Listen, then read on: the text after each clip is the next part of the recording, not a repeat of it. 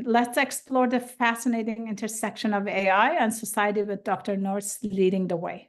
Dr. North? Well, thank you. I feel like after that, all they could be is disappointed. I don't think so. Okay, so what I'm going to do is I'm going to share my screen. Yesterday, I went on a tear adding slides and pictures to make this more visually stimulating since we're not in a room together, and I figure it would be more engaging if you could look at pictures. So let's see how this works. Tell me if you see my screen. Yes. Do you see it full screen or not? Not full screen. Weird. Okay. Now do you see it full screen? Yes. Okay. So I was asked to talk to oh, by the way, you all are in charge of monitoring any Q&A or chat because I cannot see it while I'm looking at this. Okay. Yes. So anyway, thank you all for having me here. I know nothing about dentistry. So I've been a patient. That's about it. So but I do know about education and about clinical practices and about research. And so today we're going to talk about AI and its great promise, but also I'm more the person who's going to give you a warning about how I think we're all heading down the wrong path. And maybe we should rethink how we as university people, whether you're teaching in the classroom or researching or doing clinical practice, how we should really be thinking about the best uses of AI. And I have a lot of slides, so I'm going to run through them quickly. Again, the assumption is that it would be more visually stimulating for you, but it's going to be harder for me to keep pace.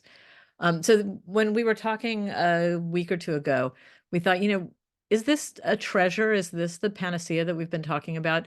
Or is it fool's gold? Is it something that looks shiny and bright, but it isn't actually going to do what we need? And is that true in education, in research, in practice? Like how should we sum this up, or how should we conceptualize it? Because it's incumbent upon us as faculty, regardless of which area of faculty you are, we're the decision makers about how to use things or how to teach them, or what we're supposed to be providing guidance of which path to take. And I feel like the more I talk to my colleagues around campus and around the country, the more I'm concerned that we're heading in the wrong direction. So a little background, even though you gave my background. So the fun for me is that years ago in the Clinton administration in the 90s, I spent some time at the White House and on the Hill, and I was working on this thing that we called at the time the information superhighway. And which I, by the way, weirdly prefer that phrase. Hang on, I have to move my picture out of my way. So when I started this field, it was the information superhighway. And when I got to the White House, it was the WWW. And we always had trouble remembering which 3 W's and in what order they were. It was just such a random string of words, we thought. But the fun thing is that we needed, in order to see the prototype, you needed a top secret security clearance, which I had, and you needed to be allowed into a SCIF, which is a sensitive compartmented information facility, which is basically a secure room. So with a top secret security clearance in a SCIF, what did we get to see? We got to see the prototype of the internet. And by the way, our multinational, global conversations, everybody agreed that the internet would never, ever, ever be used for commerce, because who would trust their money on a computer? So we were wrong about that. Okay, let me see if I can advance my slides. Whoops. Okay, what we saw online, in the beginning, there was coffee. There was what they refer to now and then as the Trojan Room coffee pot.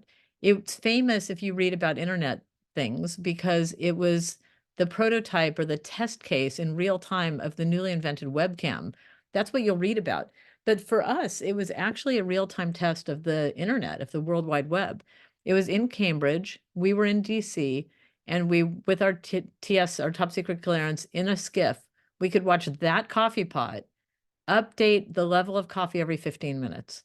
And we would sit there and wait. And ideally, somebody would either make coffee or pour coffee so that there would be a dramatic shift. And we were so excited we would cheer at every change, knowing that somehow in real time we were connected to somebody, something, in some place across the pond.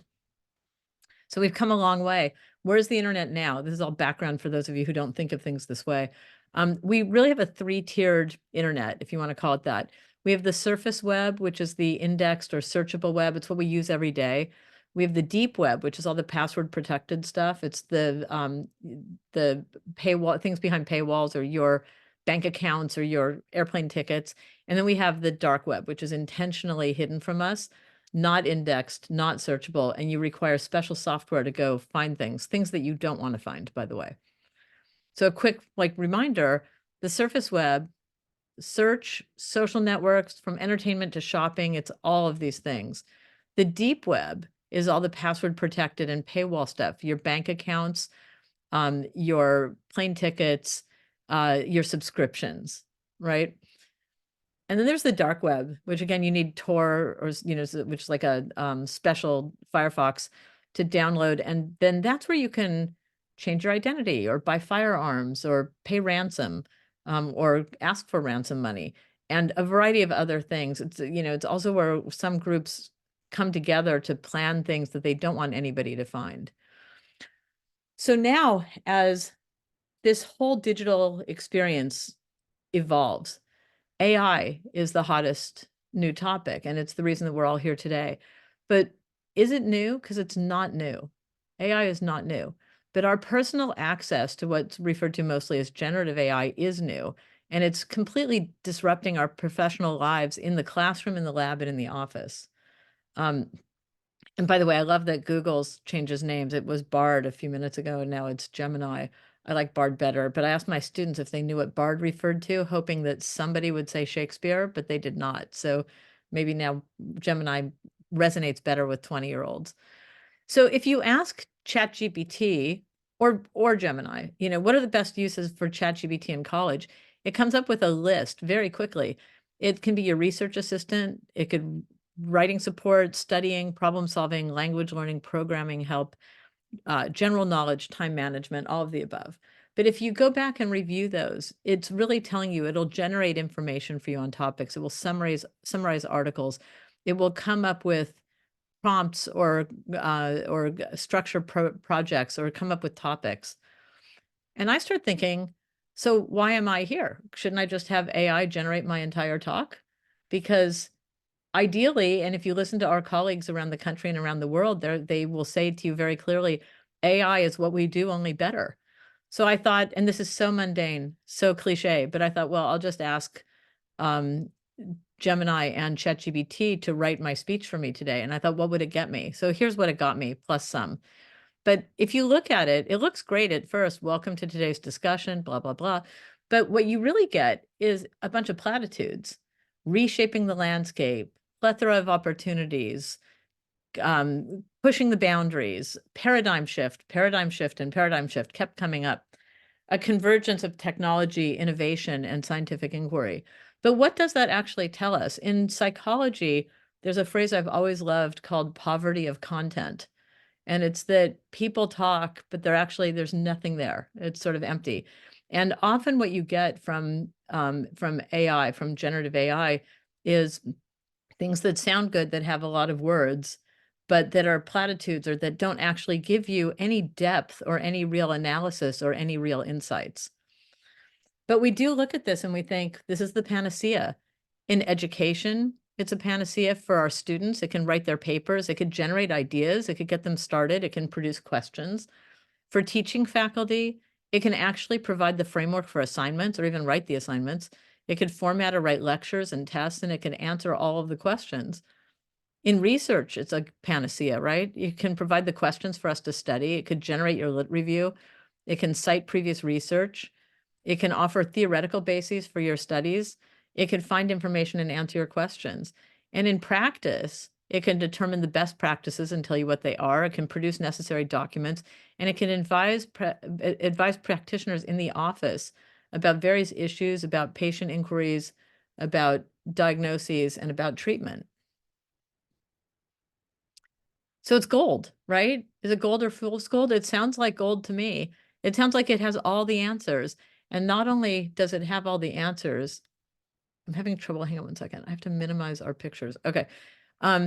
It sounds like it has all the answers, and it's the panacea. It's the go-to tool to figure out anything, to answer all of our vexing questions, to provide the right answers for all of us. That's how we look at it. But is AI as promoted as a panacea, is it really a panacea for all of us for education, research, and treatment? Because it seems like it can solve all of life's problems in a nanosecond, which of course we can solve our problems maybe, but definitely not in a nanosecond. So then I turned back to my generated talk for today, the one with all the platitudes, and it reminds me that I believe we have it backwards. We're so excited to use AI, and especially this new generative AI. Um, and we're so excited that we're looking as faculty often and as researchers, as teachers and as clinicians, we're looking for all the cool ways to use it in the classroom, in the lab, in the office. And we know that our students are using it. We know that a lot of papers are written by AI. So we're trying to race to the front of the pack and carry the flag and wave and be the cool faculty who are excited for this new activity and to promote it. But we don't want to encourage cheating. So we're looking for non-cheating ways to engage our students by using the tool that we know they're using. So what I'm hearing more and more about is that we're assigning students, we're telling them, we want you to use AI. And we want you to use it to create the topics for your papers, to create the topics for your projects, to outline your papers, to provide the theoretical foundation for your papers, or to provide potential solutions to problems. But aren't these actually the areas where we would rather have human creativity, where we want humans to sort of lead the way or be our thought leaders? Because this is where I think we have it backwards. Does AI ever offer us really novel solutions, or does it just rework the solutions that already exist? Because let's remember, AI does not think. It is not a human brain. It uses data and information, and then it generates new versions of pre-existing information that generally fit the queries that we submit to it. And by the way, let me just go back to this. It doesn't take all the information. It only uses the information that has been fed into the particular AI system. So the problem is sometimes we need creative solutions, and it does not facilitate creativity. It does not generate new or innovative solutions for in any walk of life. In fact, you could argue that it stifles these efforts because we keep allowing AI to control our narrative, especially when we use AI to get us started, to generate those outlines, to provide us with research questions, to provide us with topics and research ideas for our papers for school or for academic research, or when we allow it to formulate the initial ideas. The question is it just sending us down the path we've already been to before? And I will tell you now, when it comes to understanding events, um, locally, regionally, nationally, or globally, I will never pretend to understand what's happening or whatever happens in the Middle East. But I will tell you that if we just asked AI to solve the problem, if we had AI, or in Ukraine, if you decided, well, why don't we just have AI? It's smarter than we are. Let's have it solve these multinational problems or these vexing, complex problems from other places. Don't assume that, like a human being, it would look at the problem and think to itself, what's a novel way to do this? Everything else has failed. Let's find a new creative solution. It can't do that because it is not a human brain and it does not have that level of insight and critical thinking. So how AI really works in general, like for those of us who are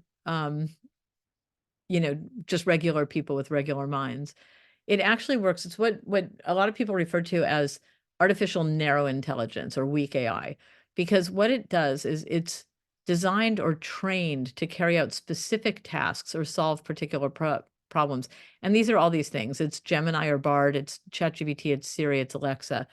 And what it does is it's programmed or it's set up to provide text answers, to like write an answer to particular queries. What we usually think of when we think about AI in science fiction, or now the people, our colleagues who keep saying that what AI really is it's smarter than us and it's going to solve all of our problems. That's what some people call strong AI or artificial general intelligence. And that's really more theoretical than it is a reality at this point. It's the idea that machines would have some sort of a, like, whatever you want to call understanding or the ability to synthesize information and perform tasks based on a wealth of accumulated experiences that it would piece together. That's what we're talking about when we think that it can solve all of our problems. But what we have now is more of a like academic approach where it's been trained to take the data that has been fed into it and trained to solve problems with, and then it's trained to answer our questions in sort of a text format. So interestingly enough, if you even ask Gemini or ChatGPT to Google something, it gives you answers that basically say it can actually search Google for you. Just like think about it, Alexa and Siri. If you say, Siri, play me a song, or Alexa, Google this topic, then what ends up happening is that it can do that for you, but it's just responding to a simple question. But if you're asking it to Google something and find current information, what it will tell you is my responses are based solely on the information that's been trained into my model, meaning it is not Googling, it's not searching the internet, it's not searching the world and then coming back with a response and interpreting all the data. It has a data set or it has information fed into it. And it's now what it's doing is it's responding by taking all of that information and turning it into an answer to the question that you put in. If you ask it to Google something, it will Google it and it might provide you with the SERP, the search engine results page, but it's not actually interpreting the data. So here's my metaphor for you guys. Information's fed into the database. It's like eating a 7-course meal. Once it's inside the database, it's like it's been chewed up, swallowed, and it becomes this big like mishmash of stuff in your stomach. You still have all the nutrients, you still have all the bits of food, but you no longer can see it as it originally was. You can't discriminate or discern what items you ate and which part is your stomach is responding to. You cannot put it back together into its original source. It's just all chopped up and chewed up inside of you, still providing you with the nutrients, but not individualized like the way the meal was before you ate it. So what's inside of generative AI is what's fed into it or trained into it. We put in articles, data, examples, learning patterns, structures, but they're then broken down into their component parts. And what happens when we ask AI to solve problems for us is that it looks at the chewed up, trained in bits and pieces, and it generates answers from that. It's funny, this would be better in person, but my office is next to an office of an engineering professor who's pretty expert at AI, at generative AI. And he always says to me that, what really happens is we ask AI a question and it starts with your question and it generates the first couple words that would be the most likely couple words that would be generated from the AI, from the question. So it's like if you ask 1,000 people or 1,000 knowledgeable people a question and you say, just tell me the first 2 words, it would jump to that. And then from those 2 words, it jumps forward and back to the next couple words or couple concepts. And it pieces together that whole answer, whether it's a list or pages. It does it by jumping back and forth, going for the most obvious, the most relevant, what most people would say. And so you think about that and again, the question of what do we do about complex, vexing problems? And you start realizing that what it's really doing is AI reading papers? Is it synthesizing information? Is it summarizing articles? It's really not. It can use the information from articles or from other sources, but it doesn't read, it doesn't think, it doesn't have opinions, it doesn't talk with your patients. You have to remember that this is a tool that's looking at all of the component parts of the information that has been trained into its model. Or the other way I look at it is it's software. And by the way, software is as good and as robust as the people who write the software. So let's use autonomous cars as a quick example. It's the software that allows autonomous vehicles to function. Otherwise, they're just cars. Autonomous vehicles are celebrated because they avoid obstacles. They notice people, they swerve around oncoming, obstacles, or oblivious people who are walking the street, or bicycles. So it seems a little bit like it's better than humans because it's more efficient than humans, but it does not work like a human because, once again, it's software. It doesn't see things, feel things, figure things out, or notice things.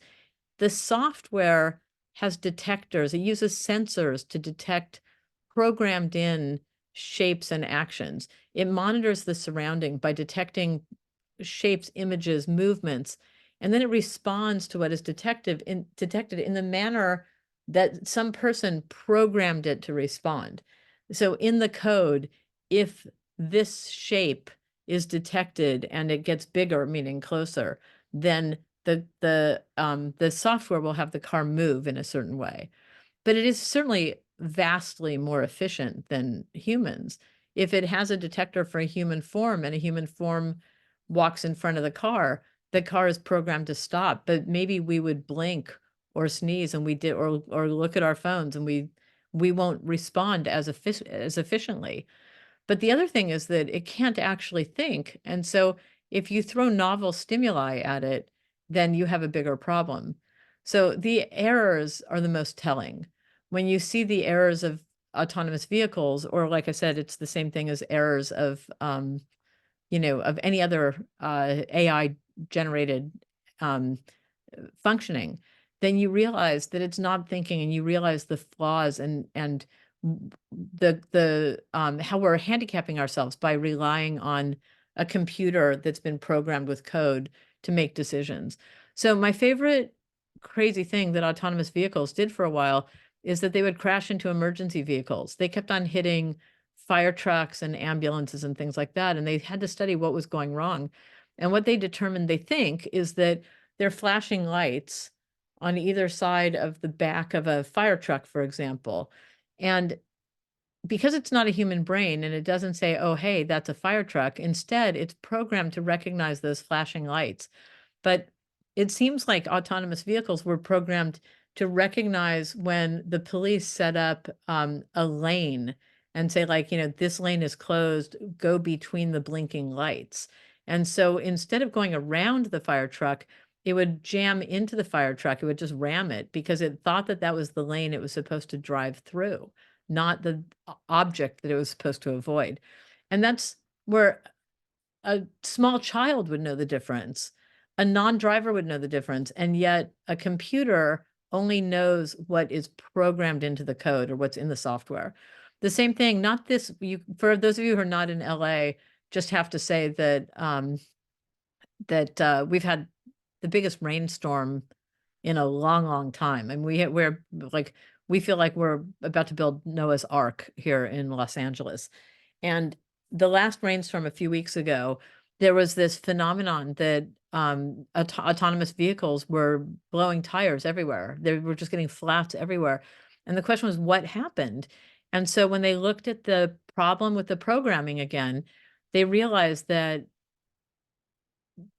autonomous vehicles, the software was programmed to recognize bumps in the road and depressions, like gutter kind of depressions, but it had not been programmed for potholes. So just a discrete hole in the road was not part of the code. And so they would just plow right through these big holes in the road. Again, a child could say, watch out, there's a hole in the road. But because it's not in the software, these cars didn't realize that, and they started just popping tires. Once again, a demonstration that solving novel problems is not the strength of the AI that we're dealing with today. And what about creativity? Is it creative?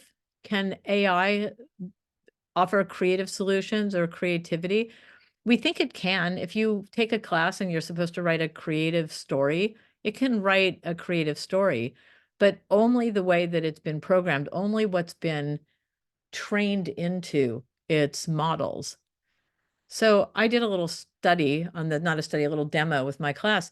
What if you ask it to write a Dr. Seuss poem about cats and dogs?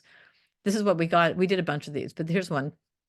Dogs and cats, oh, what a pair. One loves to bark, the other to stare. Dogs wag their tails with joy and glee, while cats strut around like royalty.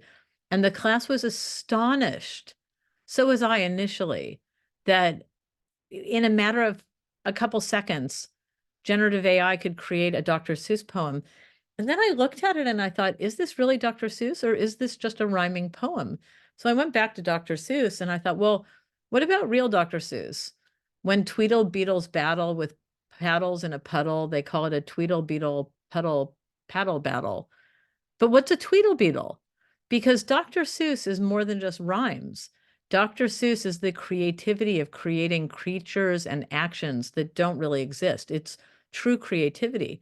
ChatGPT, Bard, Gemini, whichever one, they give us poems on topics that rhyme, but they don't give us the incredibly unique creativity of the writers that we truly love. So then we have the problem of faulty programming. We have the problem of the lack of creativity. But also, what about just academic papers, which don't always need a lot of creativity? Although I will tell you that asking ChatGPT or Gemini to come up with topics is a little bit of a scary thought when you think about how mundane it is. But here's my favorite thing about all AI is that when you ask AI to generate an academic paper that includes citations and quotes, you get what in the industry they call hallucinations, which is just a phenomenally well-named word, okay, or concept. AI does not read papers. So how can it quote a paper?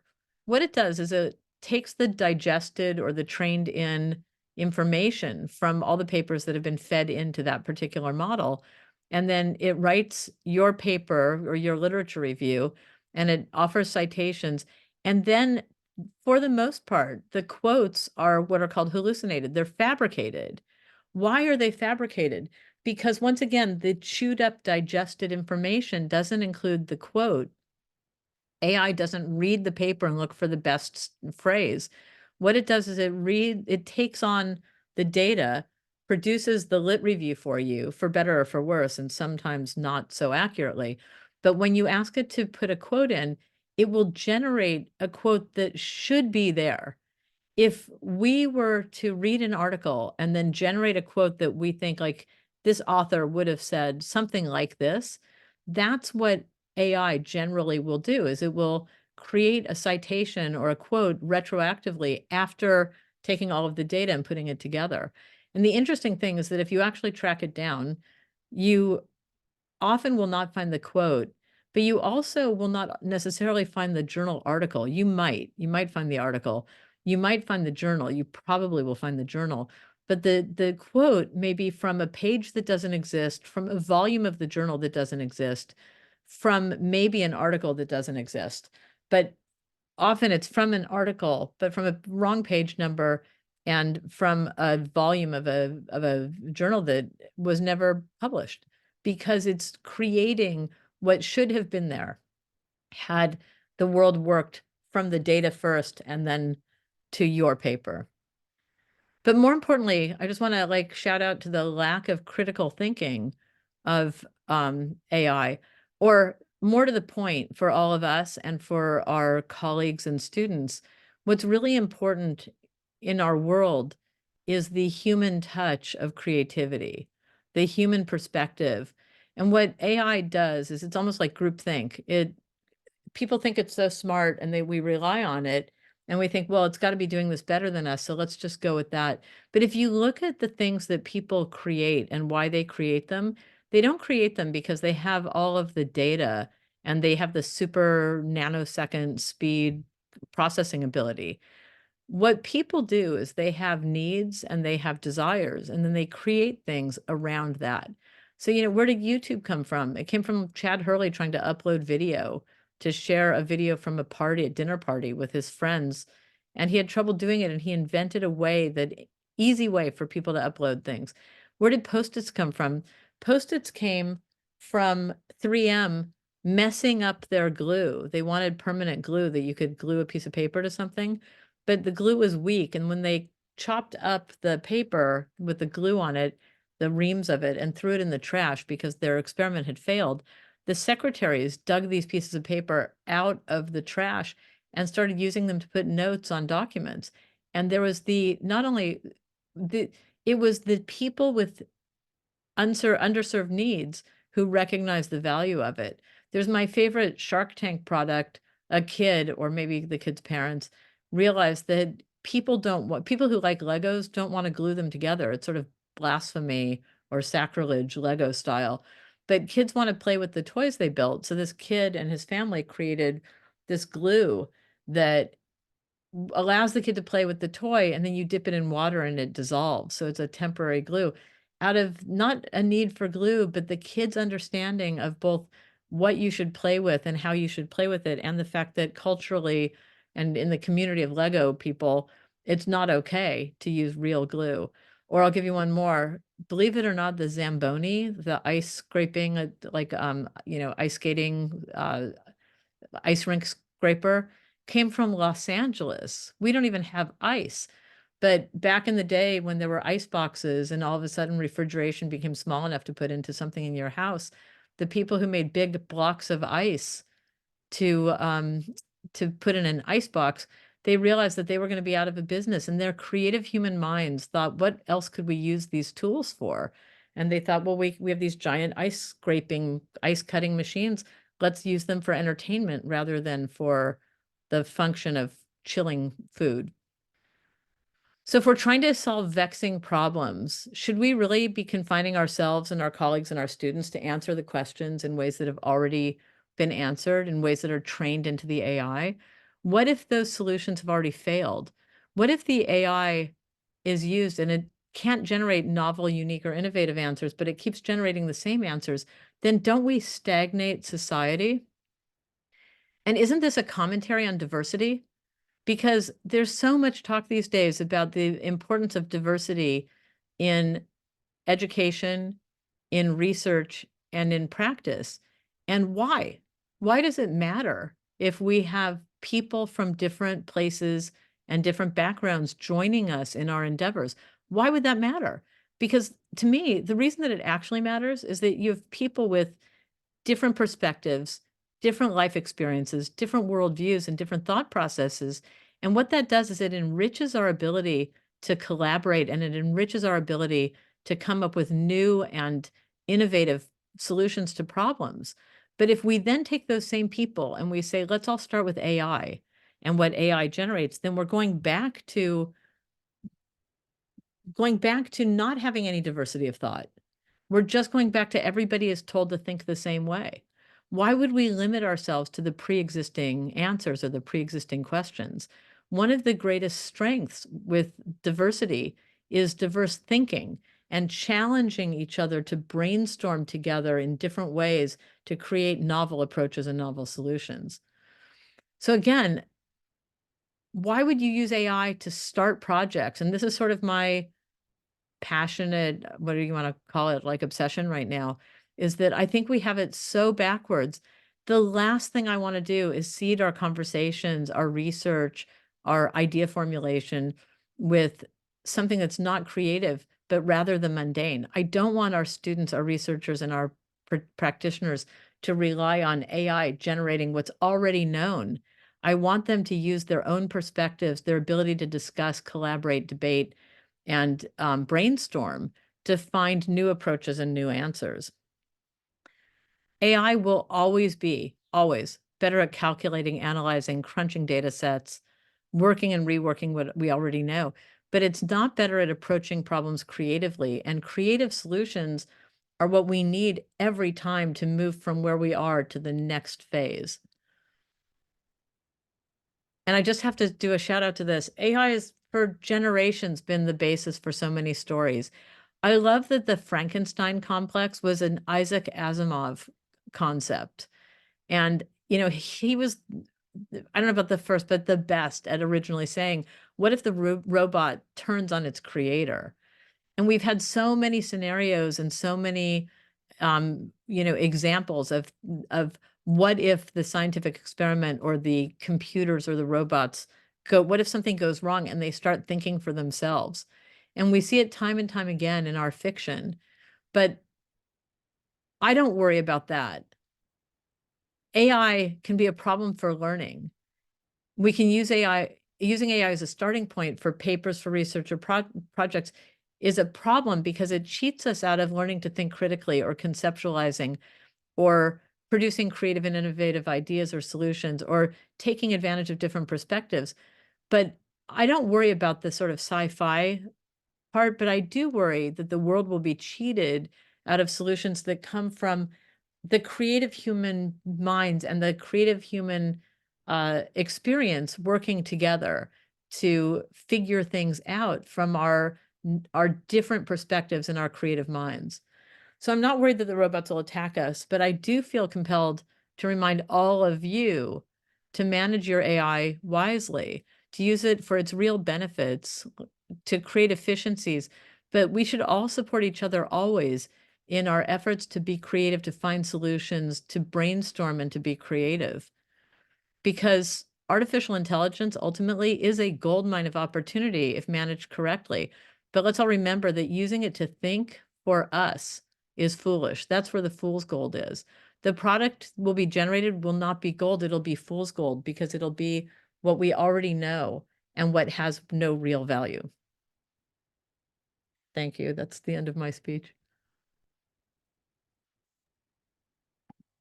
Thank you so much for your time and insightful presentation. If you like, we have a few, I think we have one question definitely for you, but if you like to open the session for question and answer, we'll be happy to do so. And I'd like to share, we did have one question from our panelists, I'm sorry, our attendees. Sybil Dinser said, have best practices been defined? And there are such field-specific applications. It seems like we'll be needing field-specific best practices, such as in writing of arts or creativity versus teaching and learning or research. Where would you look for that? I mean, here's the question. I'm a little bit scared of using AI, of talking about AI and best practices, because I feel like we're all going to turn to AI to determine what the best practices should be, right? I mean, I'm telling you, it's everywhere all the time right now. But the answer to that question is, if you talk to colleagues around universities right now, they think that we should be using AI to get people started. I mean, if you ask people what the best practices should be, they will say, don't let researchers have AI write their research studies. Don't let students write the papers, but use it to generate the beginning thoughts. And if I were to write the best practices, I would say that that's the number one thing not to do, because I think that it sends us down a path of mediocrity and stereotypes and the mundane.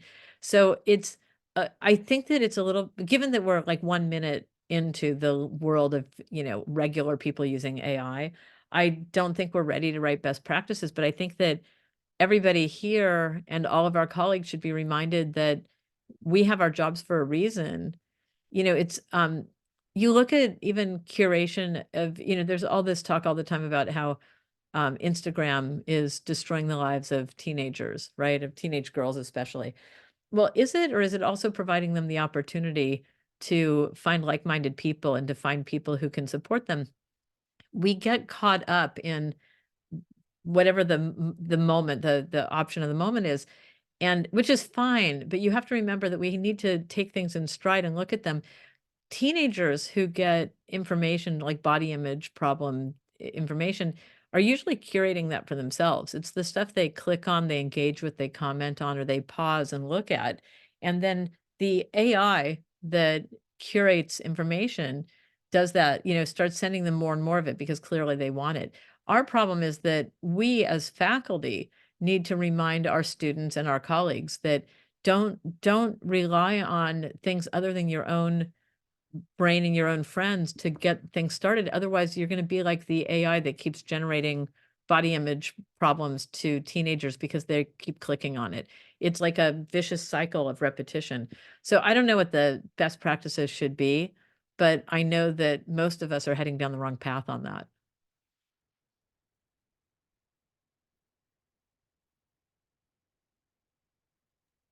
Dr. North, I'm going to read another comment. So it doesn't necessarily have a question, but there's a comment here. It's from Ellen Grady. It says, great presentation. I'm very concerned about people thinking less and less, which will allow the robots to rule the world. Thank you so much for all of your insights and keep spreading the word. It's very important. So I thank you for saying that. I don't think the robots, I mean, here's the weird thing. I'm old enough that one of my childhood, like sort of uh memories, scary memories, was watching the movie Westworld. And which is the basis, I believe, for the show that I haven't watched. But that movie was when it was so funny. I bought it a few years ago. I was looking for it because I'm still scared of it from my childhood. And I tried to find it and it was pulled from circulation. And I finally found a DVD of it on eBay, like a used DVD. And when I watched it, I was stunned because I thought it was a low budget horror movie that scared me when I was a kid. It was actually an early Michael Crichton movie. And you start realizing that Michael Crichton made a career out of what if we do something scientific with robots or genetic engineering or whatever, and what if it goes wrong, and starts thinking for itself. I don't think the robots are going to rule the world, but I do think that we are handing over control of a lot of things in our lives to robots, not realizing that we are reducing the enrichment of the world by doing that. So it's our own, I don't know what you call it, laziness that will lead to, we'll probably still have our jobs and, things will still get done, but the forward momentum can be really slowed down by stopping the creative process.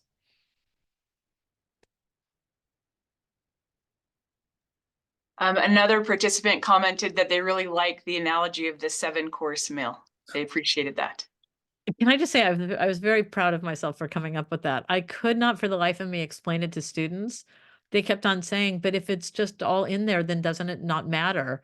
Students are like, it doesn't matter if it's the whole article or the whole encyclopedia, doesn't it have all the information anyway? And I go, but is it the same? And I just found myself trapped in this, cycle of trying to explain why the like instead of the aggregated information, the disaggregated information, why is it different? And then I'm like, and there was a kid sitting in the class eating. And I said, you know what? It's like when you eat food, is it the same before you eat it than after you eat it? Because it kind of is, but not really, right? It's a very different experience to look at the food before and after you eat it. You guys are dentists. You don't mind looking at some of that? I am opposed wholeheartedly. Another question just came in that says, what are the ethical considerations Oh. and challenges with the use of AI in educational institutions? It's really funny. I thought about that this morning. I thought I didn't address that. It's so difficult right now. I'm really caught up in, I spent a year working with the NCAA on NIL deal issues, the sort of legal and ethical side of that. And it really makes you think about between that, you start looking at all the copyright issues. I'm very excited. I know this is weird, but I'm very excited that Universal Music Group decided to pull all of their artists off of TikTok because it's a really good example. People think that, and the argument from TikTok and from TikTokers is we're small businesses and we should be allowed to, like, you're crippling our business by taking away your music. And I had an open debate with a science fiction writer years ago because he releases all of his information, all of his books on social media, like on the internet for free, but then he gets paid as a speaker a lot of money. And he works with like Boing Boing and Wired and all that. And not all writers want that. They don't want to be public speakers. Most writers are quiet people who want to sit and write and they want people to appreciate their words. And I thought, it's so interesting to me that that the way that we look at the ethics of these things, and we are in a mode right now in the world where we think, well, what about the little guy? Like the little guy should have, these advantages or these opportunities. But you don't always look at that and think, well, what is the ecosystem that they live in? So for TikTok, when TikTok argues that big mean Universal Music Group is corporate greed and that they're trying to pull their music and stop these poor TikTokers from creating engaging content, I start thinking, well, what's engaging in their content if they don't have Bad Bunny or Taylor Swift's music? Without the music, I mean, TikTok started as Musical.ly. It's all about the music, but shouldn't Bad Bunny or Taylor Swift, or shouldn't the lesser musician who we haven't heard of, but who makes a living on their music, shouldn't they be paid for their job? Their job is to create music. And so you look at even just looking at copyright issues, you start realizing that when we look at automation of things, so like on TikTok and whatever, when you could just click and use somebody's music, or you can copy somebody's dance, you can sample somebody's, creative output, you're actually using somebody else's work for your own work. And then you're trying to claim credit and financial benefits. By the way, the fact that TikTok is like, we don't know how to track we don't know who to pay, I think is so ridiculous, because they have more data than any other platform in the world. They know exactly who's using what and how many seconds and whatever and who wrote it and who performed it and whatever. They probably would have an easier time than any other platform. But you take that to like the academic side, I don't know who you say generated the information, if it's generated by AI, but AI doesn't really get credit for any creative work, because all it is formulating what somebody else formulated. But I do think it's scary when you start thinking about the fact that for a living and for the betterment of the world, people produce information, and they should have some level of control over whether or not the information is used with permission or without permission, and used properly or not used properly. So we're in the Wild West of the ethics of using AI and the ethics of using each other's creative and intellectual property. Dr. North, this is for me a little bit personal, but what would you tell the cynics about use of AI and elections? And it's all upcoming, and we know it's everywhere in the news, be it in the United States or other places. So yeah, that would be really nice to. I feel like I've talked to reporters from every country in the last month, but that's a vast exaggeration that I probably got from AI. How many countries? It's the entire world. Almost every continent, I guess. We're all struggling with the infiltration of our thought leadership using not just AI. The bigger question really is like deep fakes and use of technology to manipulate information. And, it's a very hard, I'll tell you what I really think right now on the deep fake side of it. We are going to see in this election and in upcoming elections a lot of not only fake information, but really compelling fake messaging by what appear to be real sources, but they're not real sources. And so I think that the biggest thing is that the people who have been frauded need to say it publicly. And I just talked to a group of journalists, and I said, it's up to you to report on this, because without somebody speaking to the public about the false nature of things, we have, no, the rest of us won't know. We just get our, not us, but like most people and our students, they all get their news from TikTok and Instagram.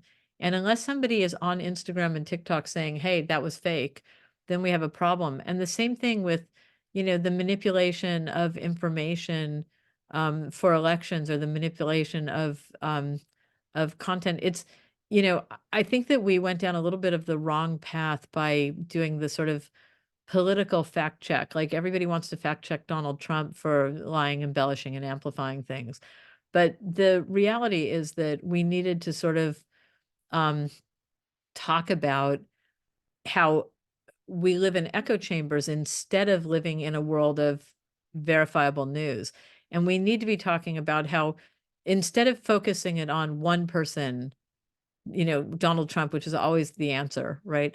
But instead of focusing on one person, we need to be teaching people that, hey, you know what? When you get your news on Instagram or on TikTok, you're not getting news, you're getting opinion. It's already in the form of opinion, because it is created or curated to be engaging, to keep you on the platform and to keep you clicking or engaging or sharing. And so we need to teach people. It's like my analogy. This is like for whoever liked my food analogy. Tell me what you think of this. Children, it doesn't matter how automated the world becomes. We take them out and we walk them to the street corner, and we teach them from the time they're toddlers to look both ways, to check a crosswalk, to look at the lights, to look at green or the walk sign. And then even after that, to check the cars or to hold their hand up or whatever. We teach them all of these complex behaviors, this whole synergy of behaviors just across the road. But now don't we have to cross this weird digital online road also? And I think we need to keep reminding people that when you cross the road and consume information online, that you need to, maybe not spend all of your energy being, cynical, but for sure we need to start telling people, like, if you're looking at election information, you need to say to yourself, where did that come from? And what's that person's opinion? Because without that, we're just sitting ducks for being manipulated or persuaded by people who have a position and have, they're there for a reason. They're trying to persuade us to do something, and they're not necessarily giving us all sides of an issue. So I think it's really a problem. And by the way, I think it's an even worse problem in developing nations, because the debate over the clarity of information is not as open. So good luck on that. Well, I mean, it's what bugs me all the time. I don't even, when I talk to my children, I always say, look at it from every angle possible, or read the source and see who put it out there. But at the same time, now we can't even trust a major, TV news, media, or because everyone has an angle. Correct. And because And- it's the problem is that we've commercialized news, so news, we've always joked that news is entertainment. It's a form of entertainment. But back in the day when we were all kids, or when most of us were, or at least when I was, the news was, there was a newspaper that was put out every day, once a day. And there was no internet, and there was the nightly news, which was, even though it might have some perspective, it was there as the daily synopsis of what we should know. And if you read the newspaper, you would start reading a story on page 1, and you'd go to find the conclusion of it on page 27. And on page 27, you would see fragments and headlines from 20 different stories, many of which you had no interest in. You're reading about the Kardashians and you find Ukraine. And through the serendipity of finding that, you learn something about something that you didn't even know existed. But now serendipity is defined as the algorithm determines what you like, and it curates for you topics that you're already interested in, because the goal of news, and by the way, we all laughed at, like, Rush Limbaugh. He appealed to a certain crazy group of people who just wanted to get angry and be passionate. But now, what's the difference between the Fox News approach and the MSNBC approach? It's all about amplifying opinions and getting people to be passionate in favor of their own, their own opinion or their own perspective. And it's, I think, very dangerous that we no longer have real serendipity, and we no longer see both sides, because news, just to survive, has to be compelling and engaging enough to get us fired up, to keep our eyeballs on that source more than the other sources. And so, yeah, it's a very scary moment in time. Absolutely agreed. Well, I think there was one more. Cheryl, you want to read that, or? There, Sybil Denser says, it seems like we have generational responsibility to talk about and give students those examples. ... Thanks for your contribution on that. I mean, I agree. I hate being the, like, old people, but like, I remember when I was a kid, and but the reality is that we didn't have the advantages of having somebody think for us. In fact, we would hear the news, and then we would gather with like-minded people in the playground or the schoolyard or the water cooler at work to say, like, did you hear this on the news? What does that mean? And we would form our opinions around things that were, all the answers were not provided to us. And now people are not even trained to do that anymore, because the news shows up as an opinion, and you're just supposed to carry the flag to the front or fight the noble fight on behalf of the opinion that you already subscribe to. And so it really, I think it is important for us to tell the next generation, hey, think about, like, what is the other side? I teach once in a while, I teach a public speaking class, once in a great while. And when I do it, I make people do an argument and a rebuttal. And the reason that what I make them do for the rebuttal is I make them take comments by whoever their partner is. They have to listen and then respond directly to things that were just said from the other side. Because I think we're ready for our rebuttals right now, but only with what we already, like, we're all fired up to give the sound bites that we were already taught on Instagram, instead of listening to the other side and wondering, maybe I could convince that person more directly if I know, if I appreciate their perspective. We're so weak on that these days.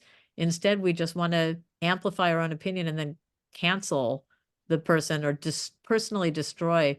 The new wave is, you disagree with somebody, you have the right to destroy them personally, to destroy their lives, to cancel them, to out them on social media.